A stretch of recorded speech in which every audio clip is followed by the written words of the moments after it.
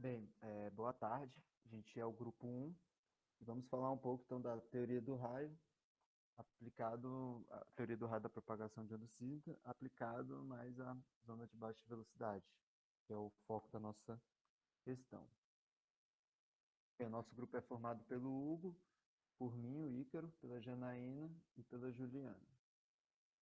E a parte que a gente separou, que a gente dividiu organizou a nossa apresentação, sendo que o início a gente focou mais nos princípios físicos e a segunda parte mais em exemplos práticos.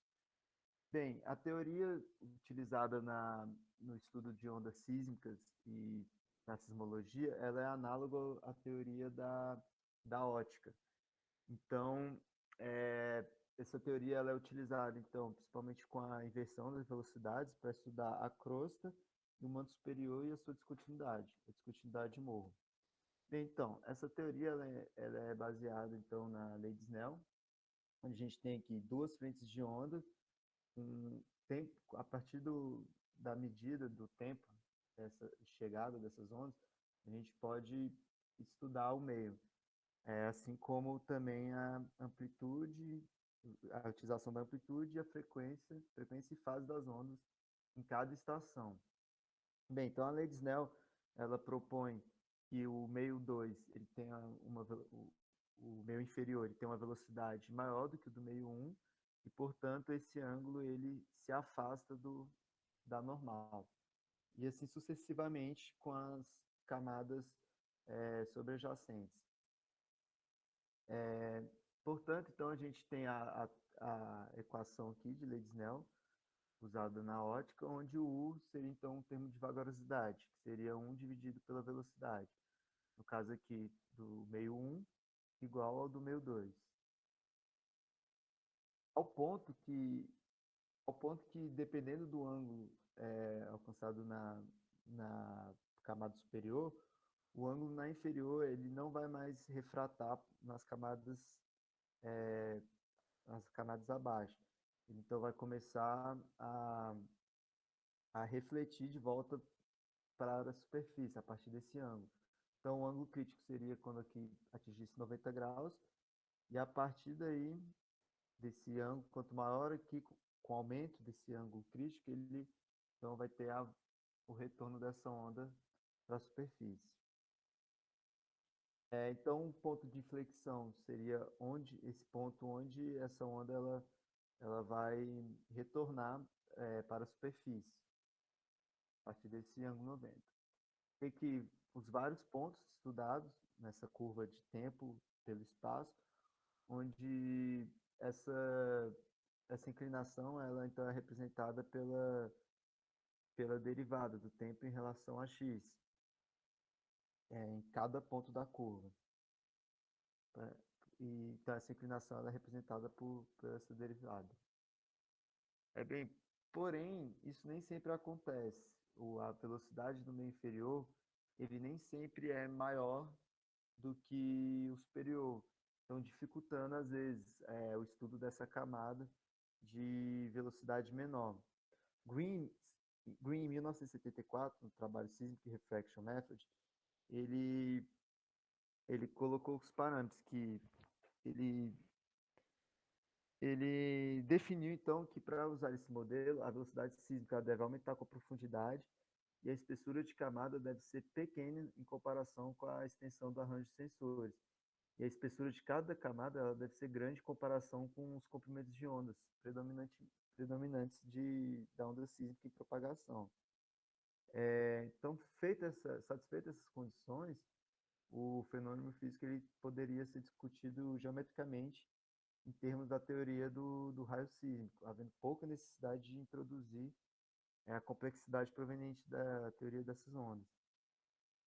Porém, no caso da zona de baixa velocidade, quando a camada inferior apresenta essas baixas velocidades, ele pode ocorrer camadas ocultas ou o que a gente chama também, né, no outro caso, o Curie, ele chama assim, né, ele chama dois casos, camadas ocultas, que, que é quando, apesar das camadas produzir ondas frontais, a mesma não gera a primeira chegada, pois os raios que percorrem as maiores velocidades, eles chegam antes, devido a essa espessura baixa ou devido às velocidades.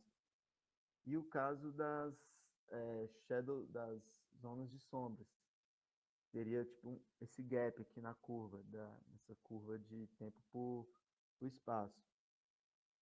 Então, nesse caso, o ângulo de refração ele se torna menor do que o de incidência, fazendo com que o raio refratado ele se aproxime da vertical e não mais da horizontal. Então, os possíveis efeitos da zona de baixa velocidade, ela vai ser explicada agora com mais detalhe pelo Hugo.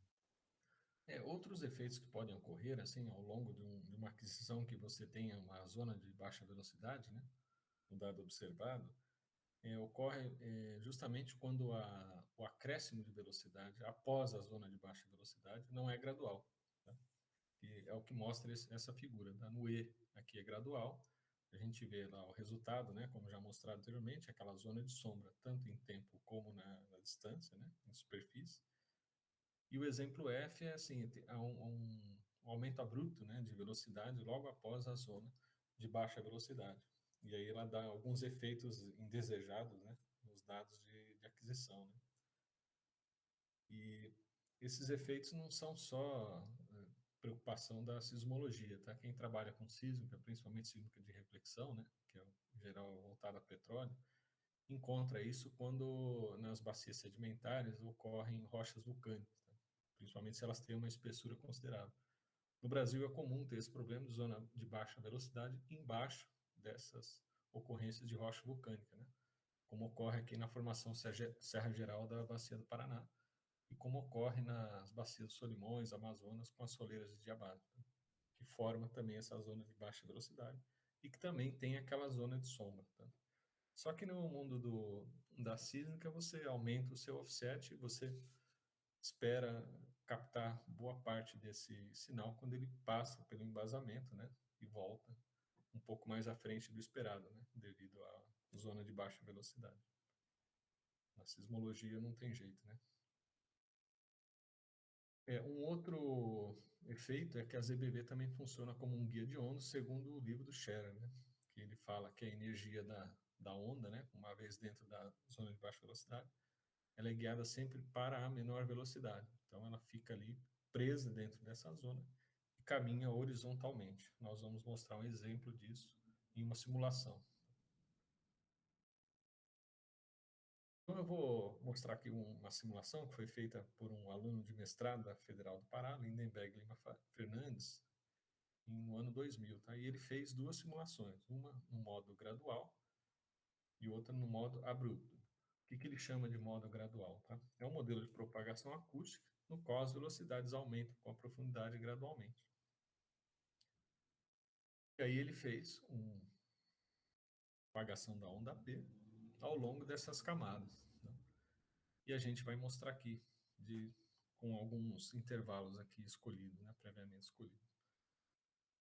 Então, quando a onda chega ali, a frente de onda que está em amarelo, chega na interface das camadas, ela gera reflexões, né? Que é o objetivo do pessoal que trabalha com sismo. Recuperar essas reflexões para montar a imagem do que está embaixo da subsuperfície, né? A gente vê que no modelo gradual ele não deforma muito a onda incidente e nem a onda de reflexão. Então, mesmo com uma falha ali modelada, você consegue recuperar o sinal das reflexões e você espera que a sua frente de onda caminhe ali sem grandes distorções, né? A sismologia, essa frente de onda vai caminhar e em algum momento ela vai retornar para a superfície da Terra, né? Naquele ponto de inflexão, e você vai registrar as chegadas da onda P, onda S, etc. Esse modelo aqui é só para onda P. A gente vê que esse é o mundo ideal e seria bom se fosse tudo assim, né? Quem trabalha com sísmica vai lá poder identificar lá as chegadas da primeira, segunda, terceira reflexões, aí, refrações e etc., sem grande problema. Mas nesse trabalho ele trouxe um problema que é comum na bacia do Amazonas, né, onde se localiza, né, o estado do Pará, né, uma parte, que são essas soleiras de abase, elas têm essa velocidade de alta densidade. Abaixo delas se forma a zona de baixa velocidade, que são os sedimentos da bacia, em relação ao embasamento, que tem a velocidade mais alta, né? E a mesma simulação ele fez agora, né, com propagação de onda, E a gente vai olhar aqui já, quando a onda chega na primeira camada de alta densidade, ela forma uma forte reflexão, né, diferentemente da anterior, que era fraca. 1/3 da energia incidente já é refletida, né? Então, menos energia vai para a parte mais profunda. A onda se deforma bastante, né, dentro dessa camada de alta impedância, né? Mas ela não se deforma tanto à saída dessa camada de alta impedância, que é dentro da camada 3, porque o ângulo de refração é menor em relação ao normal, e ele meio que junta essa frente de onda ali, como a gente pode ver. Tá? A gente pode ver aí facilmente as reflexões, a onda incidente caminhando, né, tanto pela camada de alta impedância aí, como pela de baixa impedância, pela zona de baixa velocidade, né, as reflexões. A gente pode ver aí a formação daquelas ondas que caminham lateralmente, né, dentro dessa camada de baixa velocidade, que o autor aí no trabalho dele chama de head waves, que se propagam assim lateralmente, tá? Então a simulação consegue mostrar a existência dessas ondas que ficam presas aí dentro da zona de baixa velocidade. Em algum momento vai retornar para a superfície. E as pessoas que trabalham com com um sismograma, né, vão ter que identificar esses eventos de um modo muito mais difícil, né? E lembrando que isso aqui é só o acústico, não entra onda S, que também tem uma grande importância nessas regiões. Enfim, então, termino aqui, vamos para a parte 2, que vai trazer os exemplos do manto e do núcleo. Bom, agora a gente vai ver algumas das aplicações, né, da teoria da zona de baixa velocidade. Um exemplo clássico da zona de baixa velocidade é justamente o núcleo externo. Nesse caso, essa zona vai ocorrer por causa da mudança do estado físico. A gente passa do manto, que é sólido, para o núcleo externo, que é líquido, né? Nesse caso aí, como o núcleo externo ele é líquido, as ondas S, né, pelo modelo aqui, é IASP 91, essa retinha que está em vermelho, as ondas sísmicas S elas não vão ser registradas, então o que a gente tem é uma zona de sombra, né, entre estações localizadas a 103 e 180 graus do epicentro, o que faz com que a gente tenha uma zona de sombra com distância angular total aí de 154 graus. As ondas P também vão ter uma mudança de comportamento, elas vão diminuir a velocidade de 14 para cerca de 8 km por segundo, e a gente observa também uma zona de sombra, né, por causa da onda P, entre 103 e 150 graus. Essa zona vai ocorrer justamente, né, porque as velocidades sísmicas são muito mais baixas no núcleo externo do que no manto. Uma coisa importante também é que, no caso, essas zonas de sombra auxiliam a gente identificar e localizar o limite entre o manto e o núcleo. Bom, esse vídeo aí é o vídeo que a gente achou no YouTube, que é muito interessante, que mostra justamente a zona de baixa velocidade do núcleo, que está delimitado em rosa, né? É um vídeo que mostra em 3D como isso acontece. A gente vê aí os raios passando por essa zona de baixa velocidade, e o que a gente consegue observar é um curvamento suave desses raios, né? E uma atenuação das ondas quando elas passam por essa zona de baixa velocidade. É um vídeo muito legal. Bom, um outro exemplo bastante conhecido é a zona de baixa velocidade que acontece no manto superior, né? E essa zona acontece basicamente por causa de dois fatores. É o aumento de temperatura e a presença de fluidos, né, que acarretam a fusão parcial do peridotito do manto. Esses processos estão associados à diminuição de velocidade tanto das ondas S como das ondas P. Esse gráfico aí de velocidade versus profundidade mostra exatamente isso. A gente tem uma redução da velocidade das ondas S para 4 km por segundo e das ondas P para aproximadamente 7,5. E a gente traz também, na prática, como é a observação, né, da zona de sombra no manto superior.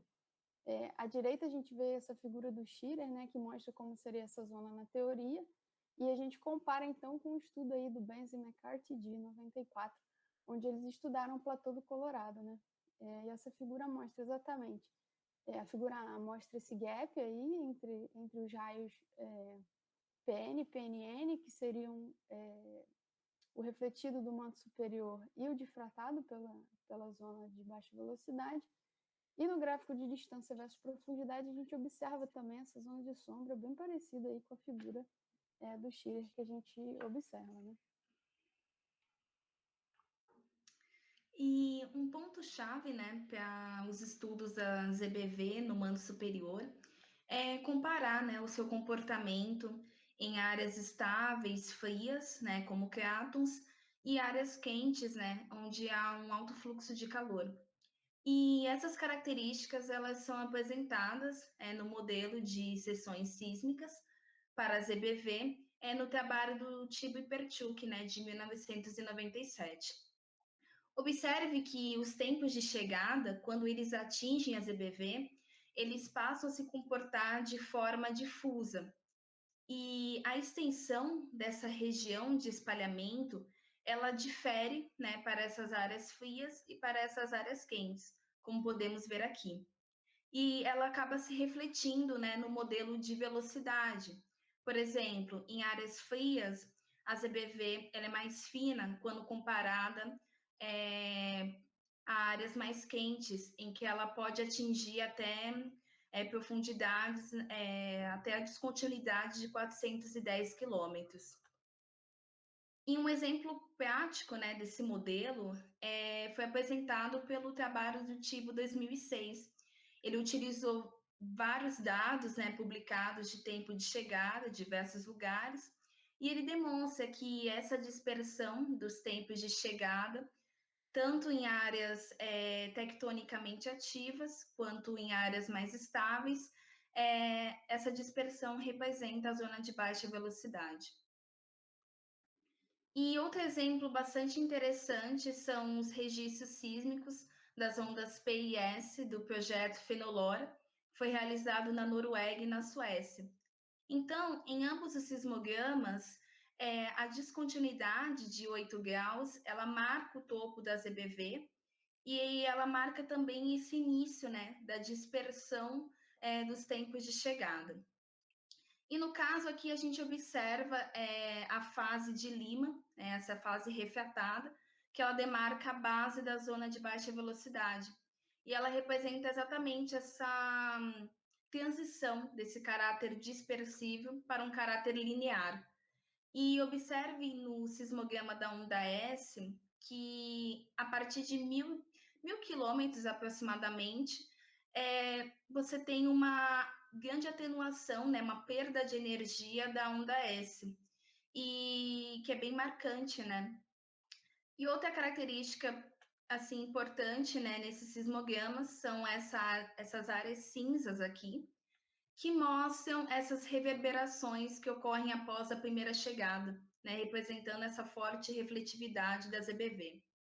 E para finalizar, vale lembrar que vários efeitos podem ser associados à presença da zona de baixa velocidade, como, por exemplo, mudanças anisotrópicas, geológicas, até um exemplo clássico também, que são os resquícios de placas subductadas que atingem a camada de duas linhas, né? Que é um tópico, né, para os próximos capítulos. E é isso, pessoal.